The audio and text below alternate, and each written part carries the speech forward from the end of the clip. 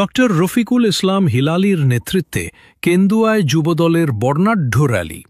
বাংলাদেশ জাতীয়তাবাদী যুবদলের ৪৭তম প্রতিষ্ঠাবার্ষিকী উপলক্ষে নেত্রকোনার কেন্দুয়ায় উপজেলা ও পৌর যুবদলের উদ্যোগে এক বর্ণাঢ্য র্যালির আয়োজন করা হয়। র্যালির নেতৃত্ব দেন নেত্রকোনা জেলা বিএনপির সাধারণ সম্পাদক এবং কেন্দুয়া আটপাড়ার গণমানুষের নেতা ডক্টর রফিকুল ইসলাম হিলালি। বিশাল র্যালি শহরের প্রধান প্রধান সড়ক প্রদক্ষিণ করে। এতে উপজেলা ও পৌর যুবদলের শত শত নেতাকর্মী ও সমর্থক অংশগ্রহণ করেন। উচ্ছ্বসিত স্লোগান, ব্যানার ও ফেস্টুনে মুখরিত র্যালিটি শেষে কেন্দুয়া হাইস্কুল মাঠে এক সংক্ষিপ্ত সমাবেশে পরিণত হয়।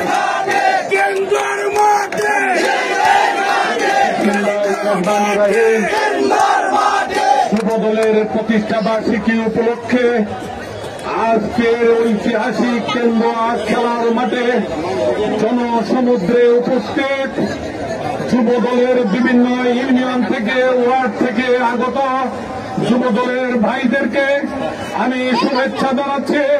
আমাদের মাঝে উপস্থিত রয়েছেন যুবদল নেত্রকোনা জেলা শাখার সাবেক সাধারণ সম্পাদক শাহাবুদ্দিন রিপন সহ থানা যুবদল, পৌর যুবদল, উপজেলা বিএনপি, পৌর বিএনপি, বিভিন্ন ইউনিয়নের নেতৃবৃন্দকে আমি শুভেচ্ছা জানাচ্ছি। প্রিয় সহকর্মীবৃন্দ, গত পরশুদিন আমাদের ময়মনসিংহ বিভাগের মনোনয়ন প্রত্যাশী আমরা যারা ছিলাম, বিএনপির ভারপ্রাপ্ত চেয়ারম্যান দেশনায়ক তারেক রহমান আমাদেরকে ডেকে পাঠিয়েছিলেন। দীর্ঘ 1 ঘণ্টা ব্যাপী ওনার কথা বলেছেন, ওনার কষ্টের কথা বলেছেন, ওনার গর্ভধারিণী মা আপনার আমার নেত্রী বেগম খালেদা জিয়ার কষ্টের কথা বলেছেন।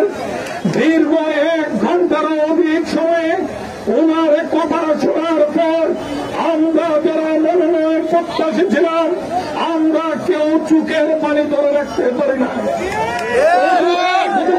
করেছি।